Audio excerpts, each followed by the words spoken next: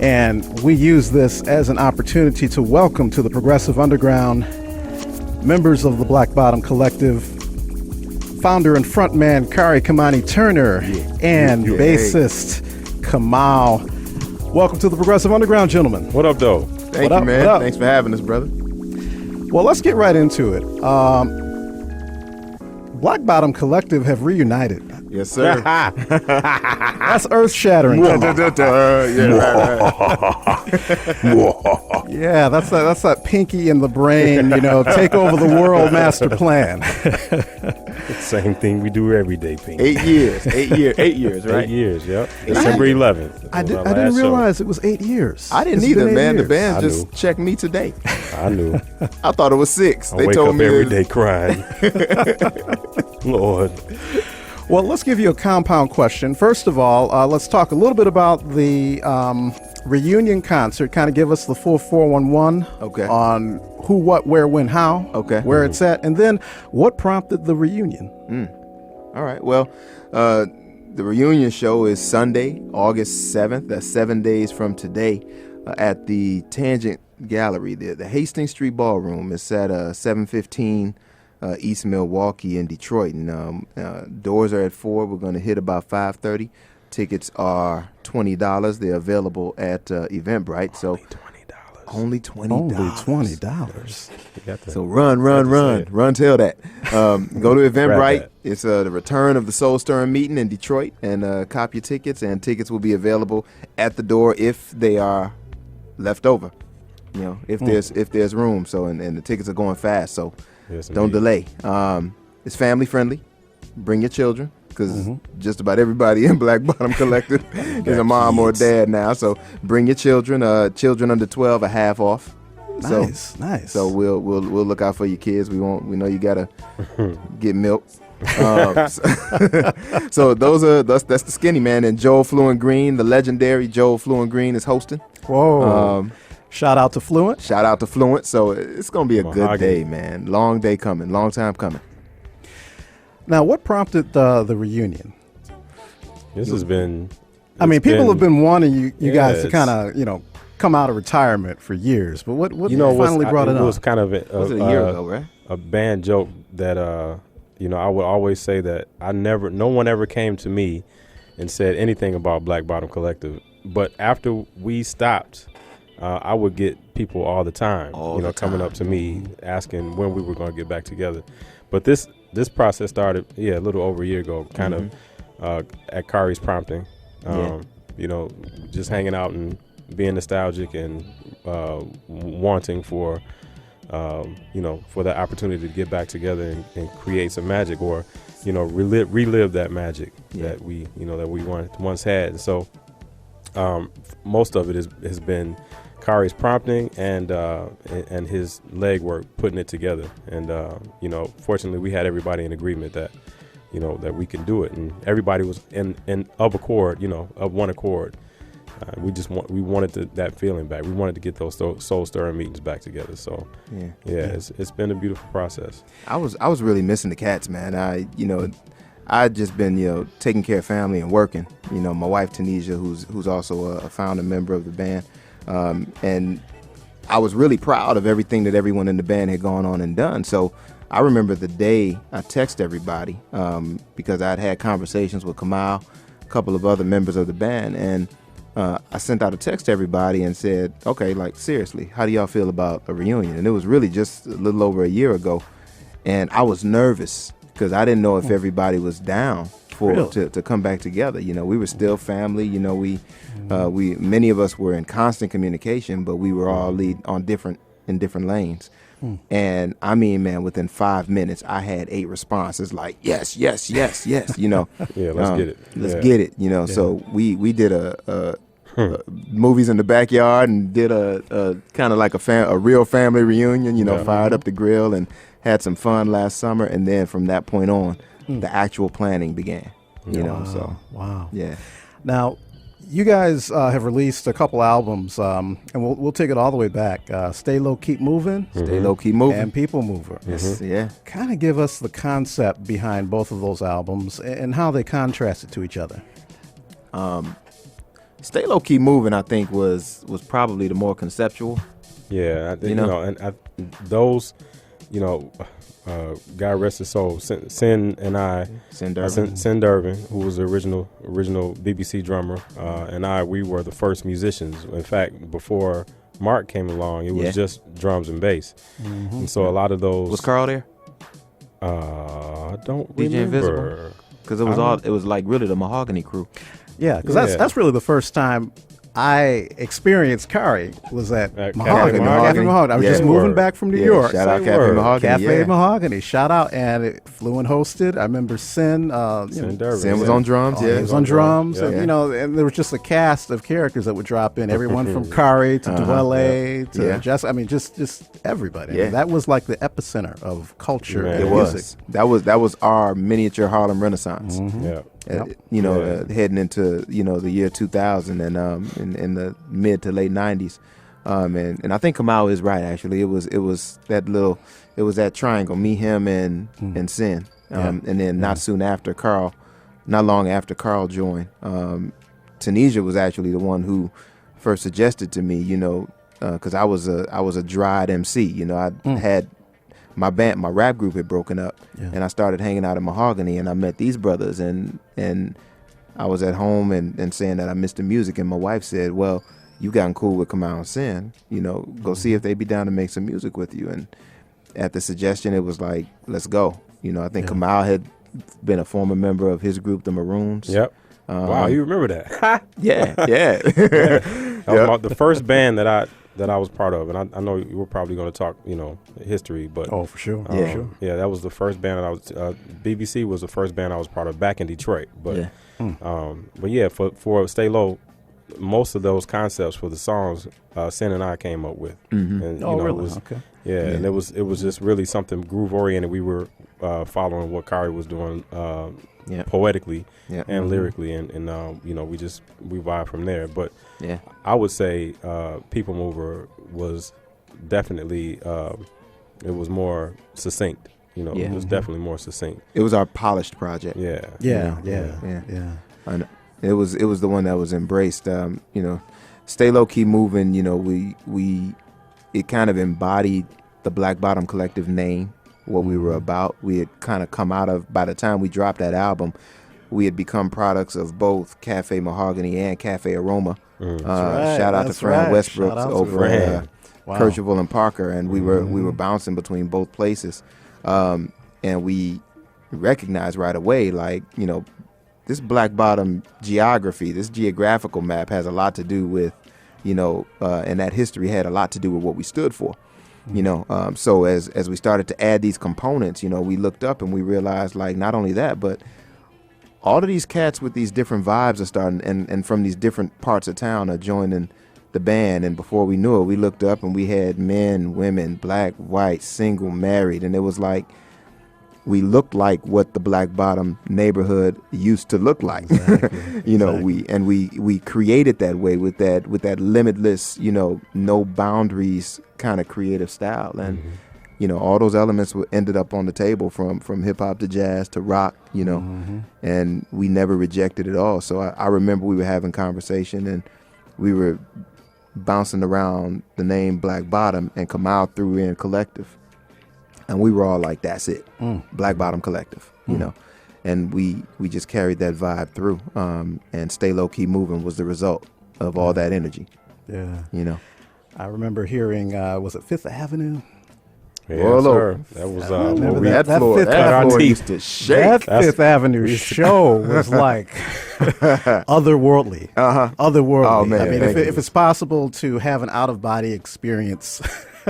Just imagine being on stage. Yeah. That show is the spirit of that show that we're celebrating next week. We shout out to Agu. Shout out to Agu Nuosa.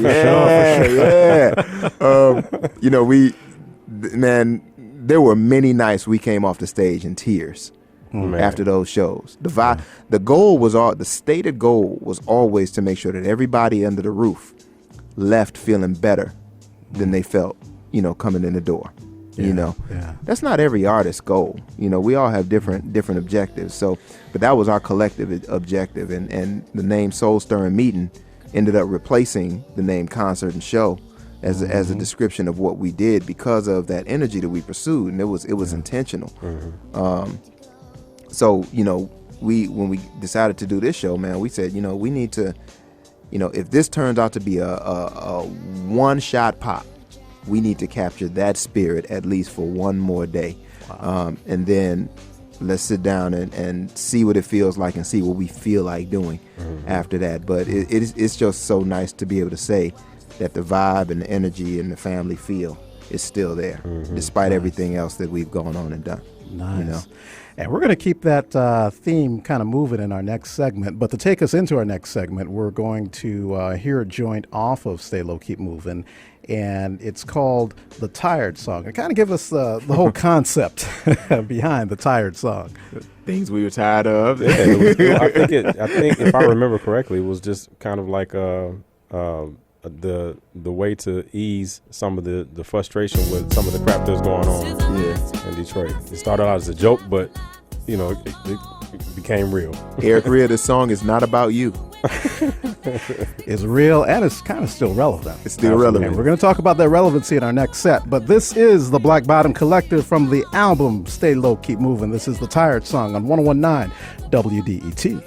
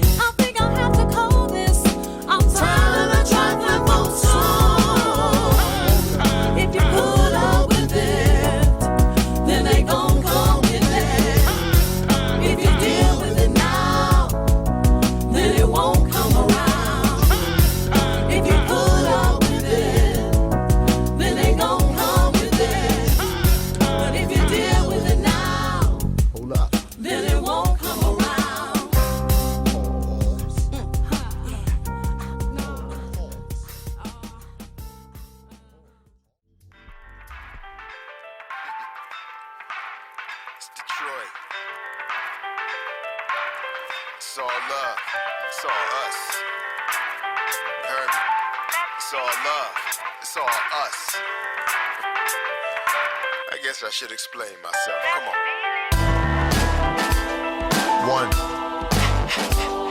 1, 2, 1, 2. This is for that feeling that anybody from Detroit gets whenever they're in that state of mind where they're representing their city. Let's go.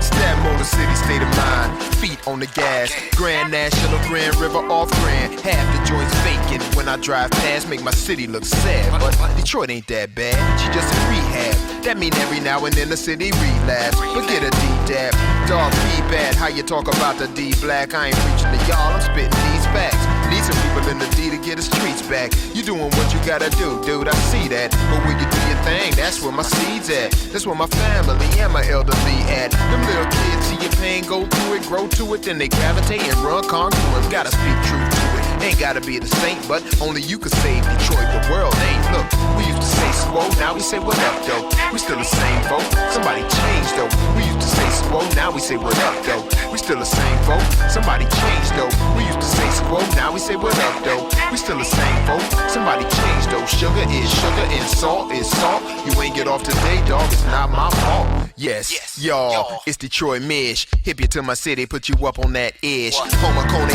Island, you buy we fry fish. Appetizer, the chili cheese fried dish. Neighborhoods might put your body at risk. Let your block clubs organize and don't promote this. Up south, everybody got a little miss. Alabama, Carolina folk who came to work shifts. Up in plants where we manufacture whips, your grip. In Chandler Park, Rouge, or maybe Belle Isle strips. We drive cause we got bad fast transit. So brothers got bellies and the ladies got hips. Hollywood call it fat, but Detroit call it thick.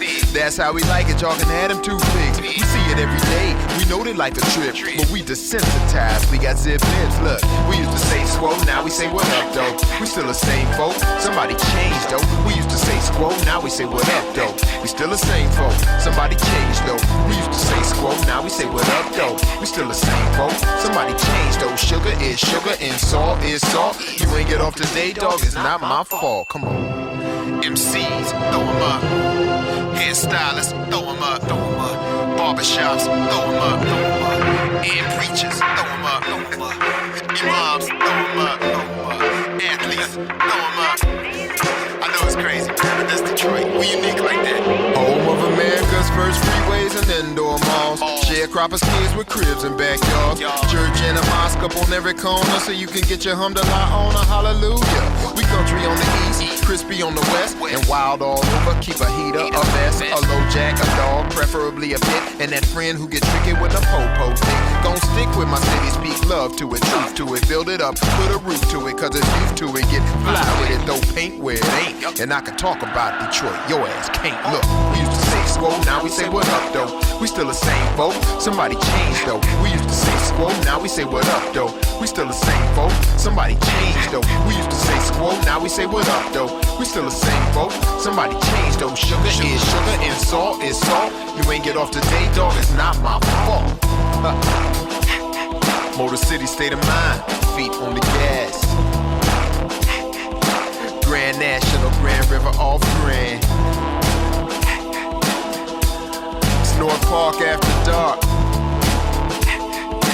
That's my neighborhood. Kent, Kirchhoff, Parker, West Side, 6, 7, 8 Mile, Puritan Ave, Joy Road, what up? Y'all always represent. Whole city, Motor City, state of mind. And that is the tune, Detroit Village. And that is from Book Cadillac, the group fronted by Khary, Kimani, and Mark Lotus. Kind of a side project from BBC, but has that BBC spirit all up in that. Yes. Kind of give me the whole concept behind that tune, because Detroit is just all up in that. All up in that. Everything from just the naming and just squo. I don't think I've heard squo. We used to say squo, now we say what up, though. That was about doing an anthem that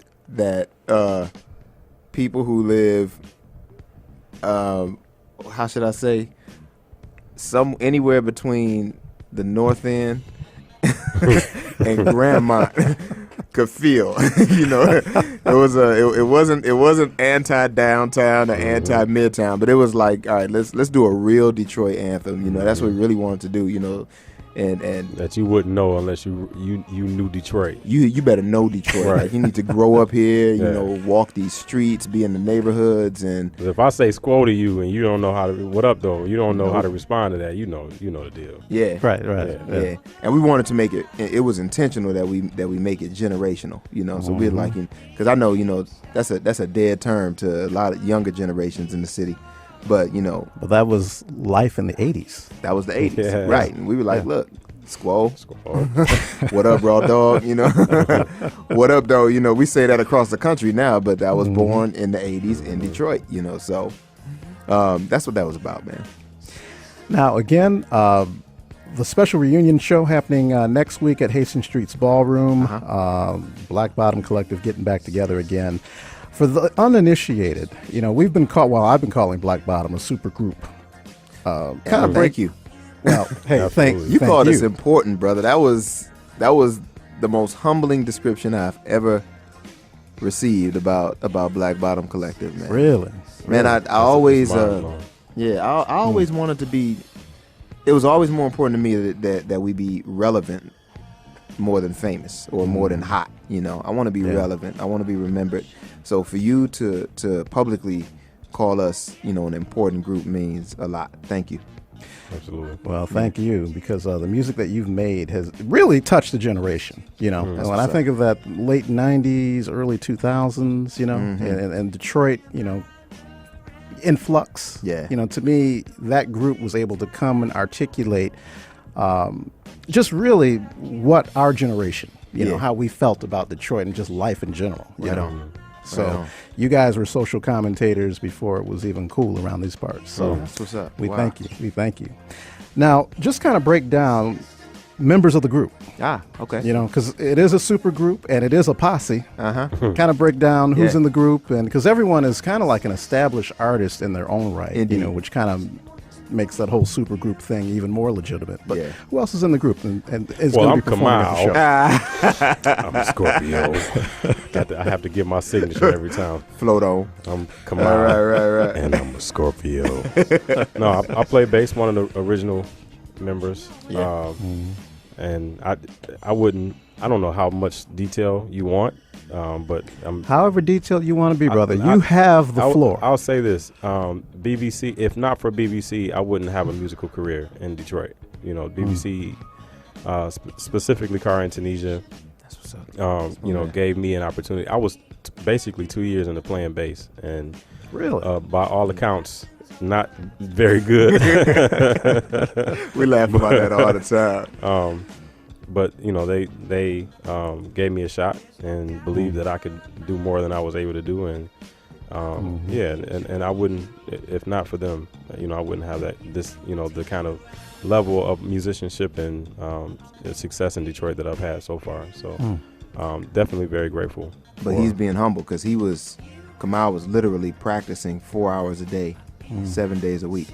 And that's the kind of energy that I was actively seeking, you know, when recruiting for Black Bottom Collective. And, you know, he and my wife are like brother and sister, Tunisia, and they butt heads all the time because he's a perfectionist in one way, and Tunisia is a perfectionist in her own right. She's a founding member of the group. Kay Bosco, Karen Vesprini. My other sister, she's the alto voice in the group.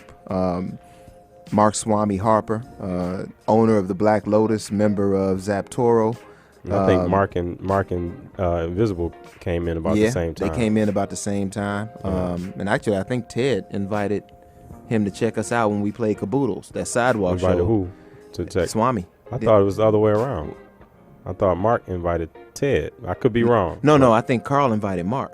Right, yeah. And then Mark suggested Ted or something like that. I don't know. That was it. Yeah. You're right. Ted Candidate plays guitar, you know, and Ted and Mark come out of a similar kind of musical community. So like they both played with a group called Purple Fly, and Mark he dropped a compilation called Professors of Faith. Baten appeared on that compilation. Baten from Slum Village. DJ Invisible, you know, the one and only DJ Invisible, you know, Cafe Mahogany, Super Exhibit, DJ. Super DJ, tours the world with Exhibit and on his own. Was supposed to be here today, but he was in San Diego last night. So, you know, that's my man. And then, you know, we had original members. We talked about Sin. Shout out to Kyrus Powell, Kyrus Wardlaw, who was the original alto voice in the crew. Shout out to Cantaloupe Barley, Nico Red, if she's listening. Shout out to that's family right there. What's up, Nico? Yeah, she was the sister who would come in and hold it down when Karen was becoming a mom, because Karen is a mother of 4, and she stair-stepped him. So it was 9 months on, 9 months off. I'm back, I'm gone. So, you know, that's the lineup, man. Nice. Yeah. And then me. Yes, and let's get to you, because I remember when I was moving back to the D, you were fronting BBC, but you had also been kind of making your rounds on the poetry circuit. You know, slam champion as well, if my memory serves me correct. Yeah. And I'm looking at Metro Times and maybe Detroit Free Press or Detroit News. It was mostly Metro Times. I did a couple pieces for Detroit News, and then I was writing for at the time I think The Source, of Double XL, and Vibe. I saw, so I was a hired gun. I was a hired pen at the time. Shout out to Metro Times, man. They molded me. They really helped me. They made a writer out of me. Well, they let you publish articles too that really got. To me, you were an investigative cultural reporter. Wow, thank you, man. Yeah. Thank you. Well, what was special about that time, man, is that Metro Times crew. At the time, it was Jeremy Vos, Kim Herron, Kurt Guyette, Brian Smith. Love Brian Smith, man. They were real hardcore journalists. Kurt Guyette just won an award. He's with the ACLU now. Yeah. He helped to break the Flint water crisis story national, and he was awarded for that. So shout out Kurt Guyette.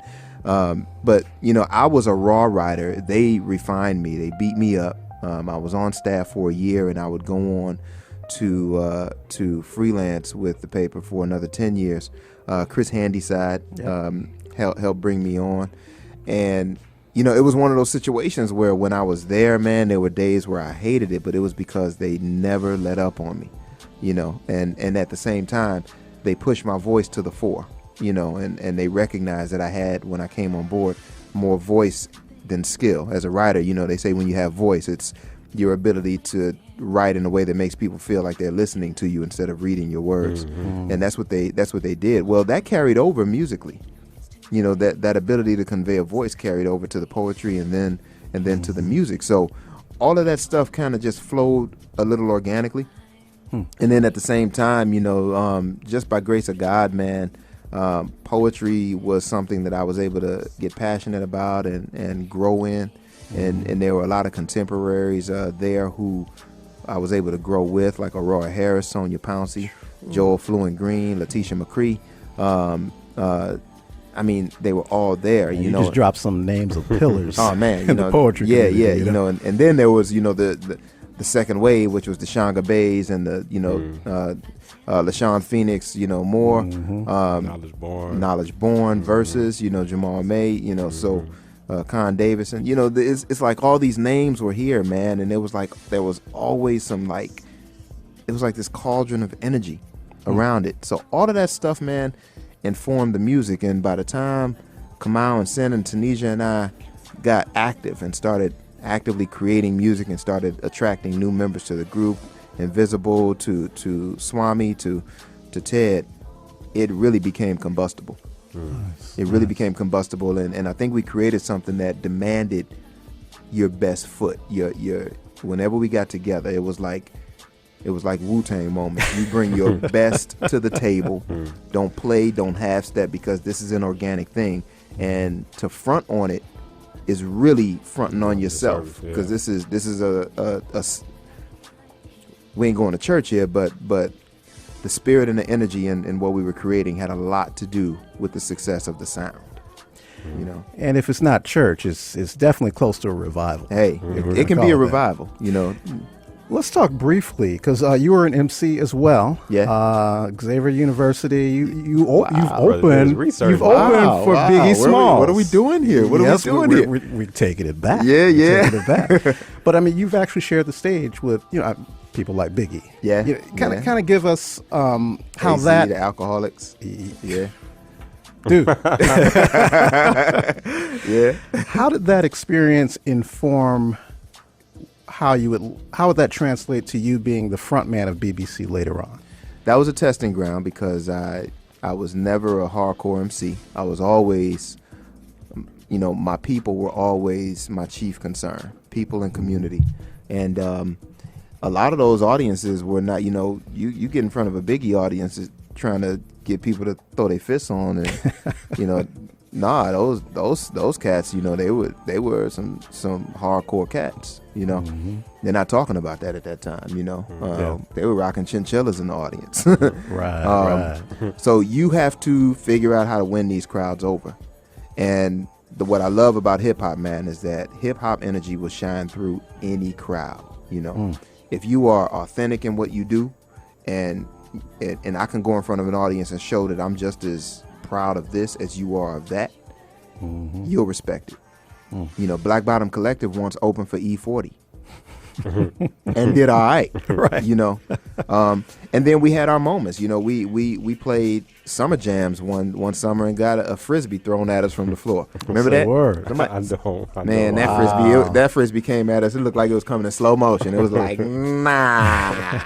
But, you know, so you take your wins and your losses and you move on, man. But those audiences, to answer your question, Chris, they shaped me. They shaped me. And that was good because Black Bottom Collective was such a motley crew that I think I needed that from a leadership perspective to be able to stand in front of that band and being a guy who does not play an instrument, you know, command the respect of some accomplished musicians, you know. So it helped. It helped. And speaking of accomplishment, this will take us into our next break. Stay Low, Keep Moving, Detroit Music Award winning recipient for Outstanding Funk Hip Hop Urban Recording in 2003. Outstanding Funk Hip Hop Group in 2004 and 5. People Mover, the follow-up, 2006 and 7. And 8. 5? Yeah. Five Yeah. DMAs. 5 DMAs. I remember one. I'll take them. Let's see. I remember one DMA show, and that was at I think the Fillmore when you received. I can't remember which year it was, but it seemed like I think the Metro Times staff was out there at your table, and if you could just see just them being so proud and just beaming. That was dope. Over. I mean, that was really, I don't know. To me, it just struck a familial chord. You know, just looking at all that take place. Yeah. So yeah. I'm proud of that, man. You know, to be recognized for us to be recognized by our peers in our hometown 5 times. Okay, so, and this is where I go on a short tangent, because this guy, when we started Kamau, when we formed the band, he talked about how he was just 2 years in, and back when we first started the band, Kamau would turn one song into 3. You know, but I think it was 3 was it 3 years ago you got a nomination for best bassist no, at the that DMAs? was 2007. 2000. Okay, Yeah. so 2007. Wow. So in that short window of time, he went from that starting point to being recognized as one of the most skilled bassists that the city can produce. In a city like Detroit, where our musical legacy is that heavy, you know, he received that. I always looked at that as our 6th nomination. You know, I always felt personally proud of that. You know, It was definitely a shock, and you know, something I'm proud of. I still kind of carry with me and look to get back to. You know. Yeah. And we're going to talk about that in our next set, because you've been a part of other groups, most notably in recent times Collective Peace. And to me, you've brought that whole BBC Shout out Collective spirit. Peace. Shout out Collective Peace. Absolutely. Absolutely. Yeah, you brought that spirit of mentorship, family, and Yeah. just professionalism to Collective Peace, and you feel that. I mean, you feel that DNA from BBC. Yeah, it's Collective definitely Peace. there are some gene splits from you know, from BBC into Collective Peace, and that energy, the family environment, the love and the desire to make good music, and to to bring some consciousness to the quality of music that we make. That's definitely a branch off the Black Bottom Collective tree. It's been musically for me, I wouldn't change it for the world, because I was given an opportunity, starting with BBC, and obviously that led into other opportunities with bands like with Monica Blair and Collective Peace as well. Nice. Well, this will get us into our next tune from the BBC, and this is also off of Stay Low, Keep Moving. And speaking of authenticity, this is called Real Soul Singers. And just kind of briefly give us, what was the concept behind this? That was our plea to get back to making music that really lifted people up, and it dealt with the history the history going back to slavery of what we as a people used music to do. It was a survival mechanism. It was a messaging tool, you know. So when we listen to what we at times turn music into today, sometimes we need to consider how far we've come and what we have a responsibility toward, you know. And that's what Real Soul Singers was about. That's what's up. This is the Progressive Underground in studio with Black Bottom Collective, and this is Real Soul Singers. All those baby, baby songs ain't your best, y'all. Remember slave messages, get fresh, y'all. All those baby, baby songs ain't your best, y'all. Remember slave messages, get fresh, y'all. All those baby, baby songs ain't your best, y'all. Remember slave messages, get fresh, y'all. All those baby, baby songs ain't your best, y'all. And y'all remember slave messages, coded and folded in a spiritual, forgotten by that overseer. Jump down, pick up all the cotton, turn around, reason living with freer. Over here, and as long as we lovin', we too strong for that fear. Yeah, vocalize war cries behind overseer ear, but he ain't here, so he wouldn't come near. These were virtuous choruses, combinings of the spheres, and they helped us overcome situations. Baby, come on, get y'all. All those baby, baby songs ain't your best, y'all. Remember slave messages, get fresh, y'all. All those baby, baby songs ain't your best, y'all. Remember slave messages, get fresh, y'all. All those baby, baby songs ain't your best, y'all. Remember slave messages, get fresh, y'all. All those baby, baby songs ain't your best, y'all. Remember slave messages, get fresh, y'all. Get fresh, y'all. Get fresh, y'all. Get fresh, y'all. Get fresh, y'all. Get fresh, y'all. Get fresh, y'all. Get fresh, y'all. Get fresh, y'all. Get fresh, y'all. Get fresh, y'all. Get fresh, y'all. Get up, y'all. Get up, y'all. Get up, y'all. Get up, y'all. Damn, get fresh, y'all. All those baby, baby songs ain't your best, y'all. Remember slave messages, get fresh, y'all. All those baby, baby songs ain't your best, y'all. Remember slave messages, get fresh, y'all. All those baby, baby songs ain't your best, y'all. Remember slave messages, get fresh, y'all. All those baby, baby songs ain't your best, y'all. Remember, it's like that, y'all. Like that, y'all. Like that, like that, y'all. Like that, y'all. Like that, y'all. Like that, like that, y'all. Like that, y'all. Like that, y'all. Like that, like that, y'all. Like that, y'all. Like that, y'all. Like that, like that, y'all. Understand? I like. Let me see. Little guitar in there. Yeah. Can we put a little bass in it?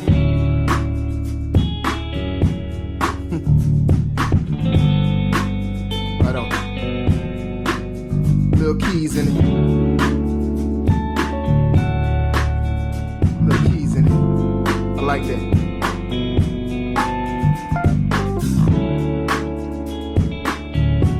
Let's add something else. Can I get my ladies in it? One more time.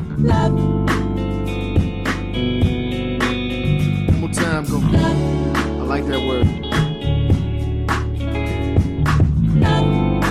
Alright, let me get my piece. Come on, listen. I was told that love carries me over. Love saved souls. Love fed me, clothed me, raised and composed me. Love helped an addict regain control. Love called me a man. Love married and chose me. Love's given me challenges, checks and balances. Love even studied and steadied and readied me. Love shot my heart with and without silences. In the presence of pain, it toughened my frame. Now love was the first to tell me true hurts. And back then, love it not to wet it with Rakim. Love of God to me is the most attractive. And his black skin's one of the things love's wrapped in. Love told the thug you're more than society's dregs. You a king if you just know the ledge. It's the reason to live. Rationale for dying and God ears are the only words back in the line and say L.O.V.E. Bottom line for living says Kimani. Rearrange life to L.O.V.E. and you will L.I.V.E. God be say L.O.V.E. Life's something balance and act when y'all ask me. The bad, the bound, and this free. The greatest gift received from me. O.D. now.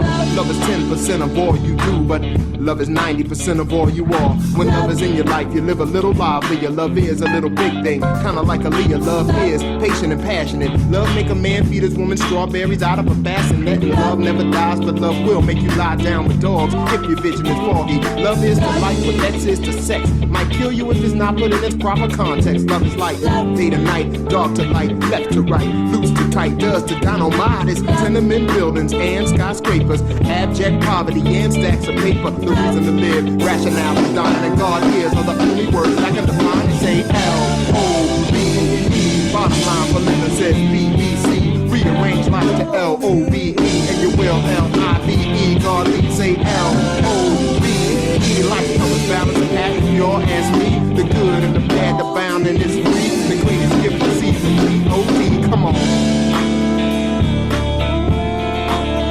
Yes, y'all, come on. Sing my song.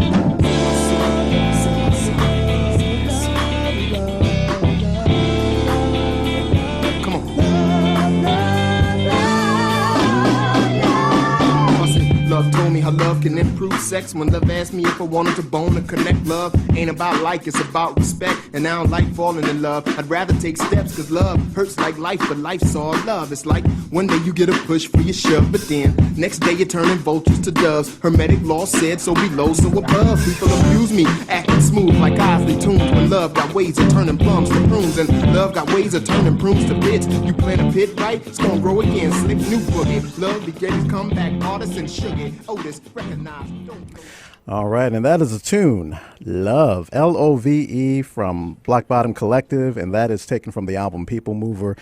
And that was produced by Don Was. Now, you got to just kind of break it down. How were you able to get that gentleman to produce that track? Legend. Yeah. Don Was came to town. That was the first year that he did his All-Star show at the Concert of Colors, and that's how we met him. We were invited to participate in that, and we were fortunate, man. Don was a cool dude, and he took a liking to us, and he invited us. He was at the time starting a website called My Damn Channel, and he invited us to record over at 54 Sound. And it was a really historic day because Steve King, the legendary Steve King, engineer, rest in peace, at 54 Sound, rest in peace. He ended up engineering that session. Don captured it, and he produced that video that day, and that remains a popular video to this day. Thousands of hits. We still get a lot of run, a lot of respect off of that. And the best part of the day to me was going out and hanging out in the parking lot and just talking trash with Don Was and taking pictures. I think we all still have those pictures, man. That was a great day, though. That was a great day, man. So that's how it came together. Now, speaking of a great day, August 7th is almost preordained to be a great day. It's the official reunion concert of that is the going BBC. to be a good day, man. Yeah. That's going to be a great day. Now, tell me this. We've talked about, threading conscious themes and topics into music. In my opinion, Black Bottom Collective was able to weave not only conscious themes, but also a lot of historical items of import into the music that really impacted, our ears when we were hearing that. Why is Black Bottom Collective so relevant? Why is it so relevant for you guys to kind of come back together now? I kind of know why, but let's articulate it for our audience. I think that the impetus for a band like Black Bottom Collective in 2000, 2003, 2005, that impetus is still here. The reasons that caused for us to have a message and to speak out in the way that we did musically, those issues are still present. And so as long as those issues are present, you'll have a response through the music such as ours. We touched on a lot of issues. We touched on some ideas, and I think one of the songs that's completely groundbreaking, at least from my perspective, I haven't heard a song like it, is Interview with a Porn Star. Oh wow. Yeah. And just touch on issues like that in song.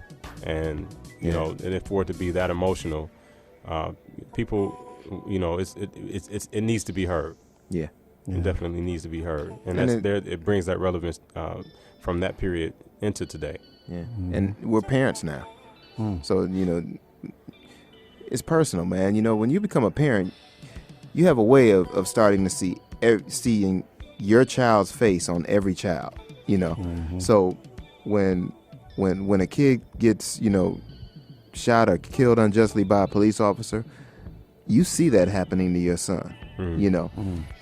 So there's a greater urgency now to share those messages, and I think Black Bottom was special because we were able to share those messages without dividing people. You know, we managed to unite people. I still think back to that one night at Fifth Avenue where we ended the night. I don't know if you remember this. We ended the night, and there was a 74-year-old white woman dancing with a brother in braids, baggy jeans, and Timberlands. Wow. And when I say dancing with, it was like I remember that waltzing, foxtrotting. We ended. I think we ended the night with a mid-tempo song that night, and they closed the dance floor down. This brother and this woman, and I was like, that is exactly the picture of what this band does. You know, we managed, I think, to at times in our best moments make it all right for people to be who they were, without being fearful, without being, you know, without feeling inferior. Everybody was just cool in that good space. The world would be a much better place if we could all live that way, you know, and I know that's a romantic statement to make, but it's not a measure of compromising who you are either. You know, there was never any intent for us to, you know, change who you are. Yeah. You can be who you are, but you know, exposing yourself to people who are who they are is, I think, what the goal of BBC is and was and is. Yeah. You know, be pro-black. You know, you can be conservative, white conservative. Yeah. But when the music hits you, it's that's what unites us all. Yeah. So, you know, the message in the music, you know, songs like all Good Things Are Yours, something that's really inspirational, that touches your heart, that makes you strive to do better, you know, gives you a vision for tomorrow. That's what, you know, we hope the music will bring to people. Yeah. Sure. Now, Detroit is in a state of flux. It's changing rapidly, very rapidly. True. You know, True. And to me, BBC has always been sort of ahead of the curve and just sort of commenting on a lot of the changes happening with Detroit, because, you know, BBC has always been a great ambassador for Detroit in the music community. Thank you, man. Where do you see BBC's role now? You know, with the changing things happening in Detroit, you know, BBC kind of getting back together. What's the relation now? How will your commentary be impacted on Detroit as a changing and evolving region? I don't think it changes, you know, because what we did then was genuine. It was just our reaction to what we felt about the city and the world we lived in, and that remains. Now, maybe I think if anything changes our message, it's maturity. You know. Yeah. And we were never a brash group per se. You know, I think our lyrics were always really thoughtful. I think our concepts were always really well constructed, well thought out. But you know, now when you add parenthood in the mix, new layers of responsibility. Now the question is, you know, my son is not 3 years old yet. He's not speaking completely yet, but he can sing a Black Bottom Collective song. Oh, really? Yeah. Word. And he, you know, he has his favorite instruments. So when I see that, I'm like, okay, well, now when I write songs, I need to make sure that I can go home and sit down with this young brother when his questions come, and be able to unashamedly talk to him about what this music is about and what the intended effect is, you know. And you know, again, you know, we're going to do this show August 7th. We're going to see what it looks like. Whatever we do moving forward has to fit our lifestyles today. Yeah. I don't think we have weekly gigs at Fifth Avenue in us. You know, remember how late we used to get home? Man, 3 in the morning. And have to go to work the next day. Oh my God. Yeah, that ain't happening. Not wanting to go to work the next day because you're still high from last night. Yeah. But we're in a position to really use the music in creative ways. In my professional life, I'm executive director for Coleman A. Young Foundation. Shout out Coleman A. Young Foundation. And I like to think that Black Bottom Collective could contribute to that kind of cause. And help take these same young people that we make music to impact and put them in positions to get to and through school. There's a lane for artists to get involved with that kind of work. And now a lot of the artists that that are our peers have teenage children. They're concerned legitimately. The Royces, the Danons, those brothers are concerned about these issues, So there are lanes now for all of us as artists to get involved with these conversations. And maybe we're the ones who are able to bring the unpoliticized view to the fore, and make it a real conversation without agendas, without concerns for your alliances or allegiances, but still progressive. Nice. Yeah. So based on this show, if we were to go maybe a year or two in the future, what's BBC looking like, do you think? Oh my God, that's a good question. I think that's a TBD, a dot, because I think it kind of depends on the response that we get next Sunday. Definitely. And the energy that will come out of it will determine what's next. I think there's desire from all of our parts, but we all have responsibilities. We're all busy in our own right, but BBC is that's priority. It's one of our top priorities. Yeah. So if this is a success and people feel as though they have a need for it, then I think. I don't know if you wanted to talk about your idea about, maybe a one-off every now and then, something like that. But that was part of the conversation. Yeah, we talked about the possibility of this evolving into an annual, maybe semi-annual thing, where instead of BBC being that crew that shows up everywhere, that a couple times a year we're going to be there. Gotcha, right there. Gotcha. And then for us, I think we do have a responsibility. This show, we're celebrating the soul stirring meeting. So your fans of Black Bottom Collective are going to revisit that old feeling. You'll see some old themes. That's cool. But moving forward, I think, we would definitely want to get creative again, bring new energy, possibly new music to the fore. But at any rate, figure out new ways to stir souls, So now we're asking the community to come out and stir us. This has to be a reciprocal relationship because it can't be forced. We got babies, man. Yeah. I got a mouth to feed. It can't be forced. We don't want to have delusions of grandeur. Yeah. About what we're doing. Exactly. If there's a desire for it, then then we can definitely carry it on. And if not, we understand. Yeah, that's what the celebration is for. There's a time and place. Yeah. All right. So for those the uninitiated, or if they've been just kind of living under a rock the last hour or so, give us the details again to next week's Soul Stirring meeting. Yes. It's Black Bottom Collective, Return of the Soul Stirring meeting, Sunday, August the 7th, 2016 at the Hastings Street Ballroom Tangent Gallery at 715. That's next week, Milwaukee. y'all. That's next week. That's you in 7 days. Tickets.